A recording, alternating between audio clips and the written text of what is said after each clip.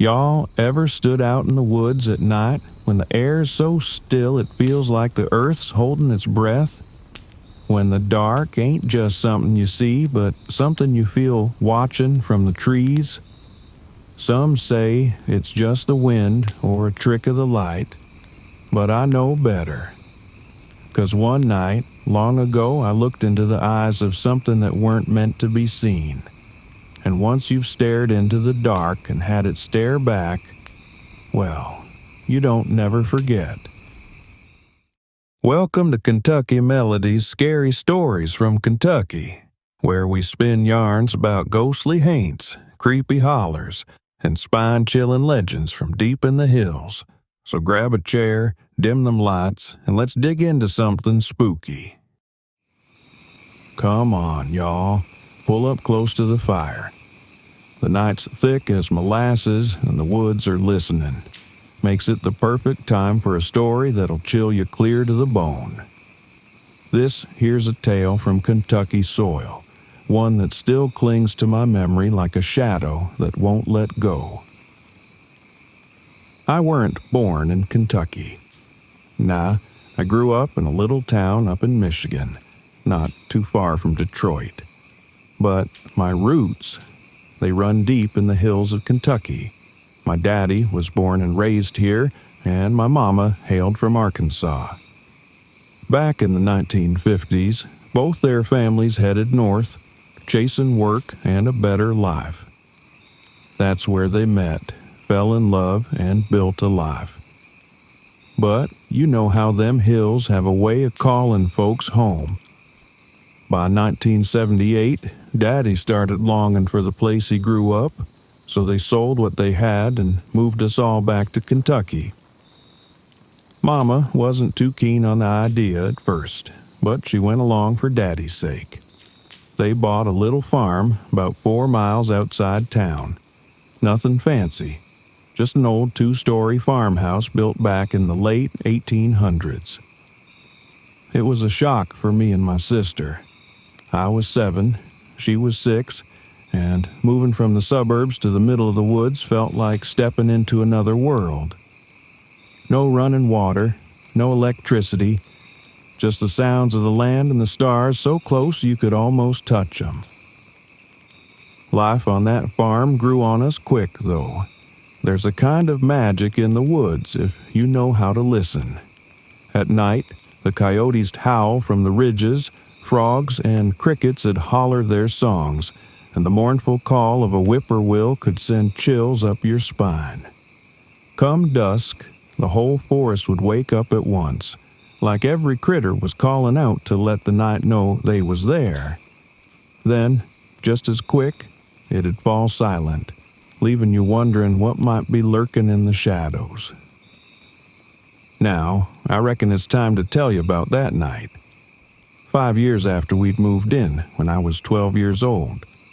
It was late fall, air crisp enough to sting your lungs and the leaves dry as old bones. Sometime past midnight, the dogs started barking out back. We had 2 young beagles, Annie and Dandy, brother and sister. They'd grown up together on that farm and passed within weeks of each other when their time came. We buried them side by side near the old oak tree.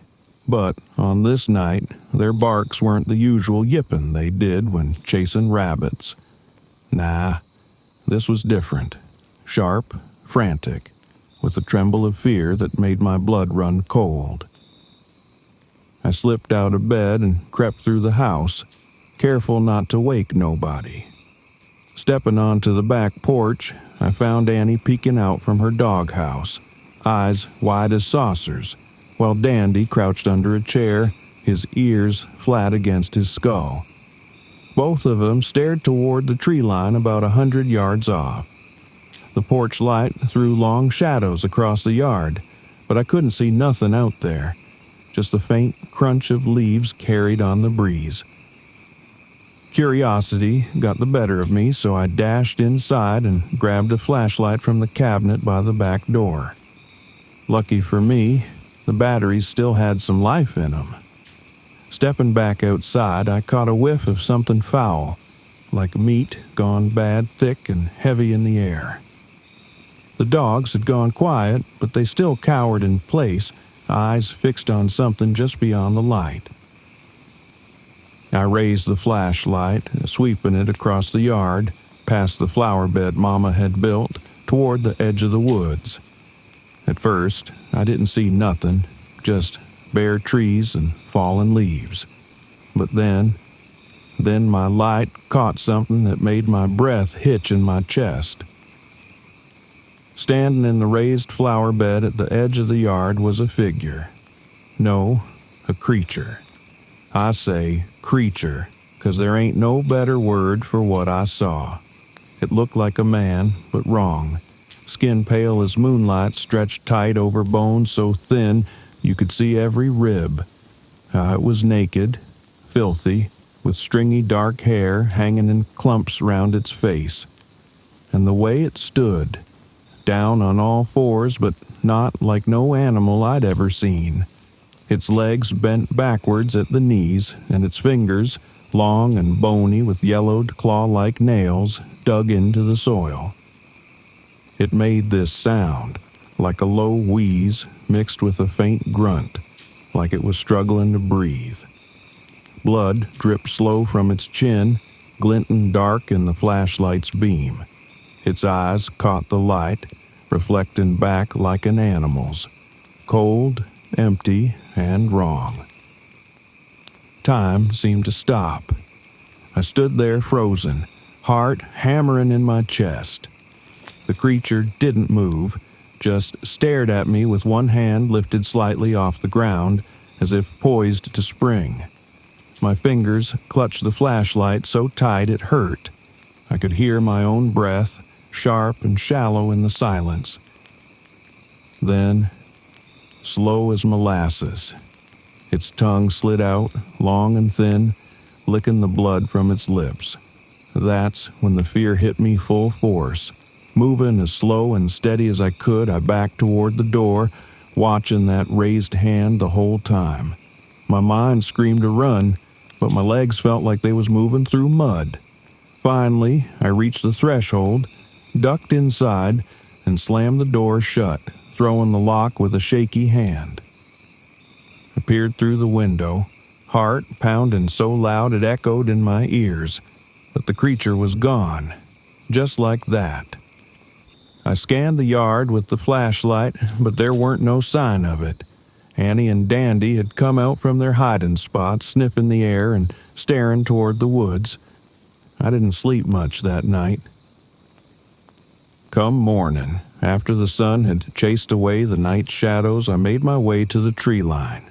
About 10 feet into the woods, I found what I reckon that creature'd been feeding on. A half-eaten rabbit carcass, fresh blood dark against the fallen leaves. I saw deer tracks scattered round, but nothing else to explain what I'd seen. I never told nobody about that night, not till now. Over the years, I've questioned whether I dreamed the whole thing. But every fall, when the air turns crisp and the leaves start to rustle, I remember those eyes staring back at me from the dark. You'll think I saw something supernatural that night? A Wendigo, a Skinwalker, or maybe even a night crawler? I've heard tales of all three, but this thing, it didn't quite match any of them. So what was it? What do y'all think? Was it something from the other side, or just a trick of the mind? Maybe I was dreaming, though I swear, come morning, that memory clung to me like a nightmare that didn't fade with the daylight.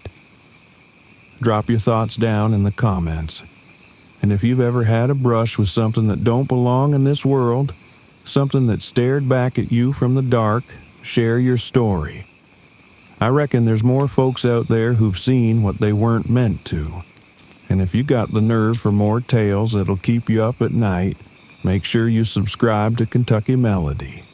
We've got plenty more stories waiting in the dark, and who knows, maybe one of them's waiting for you.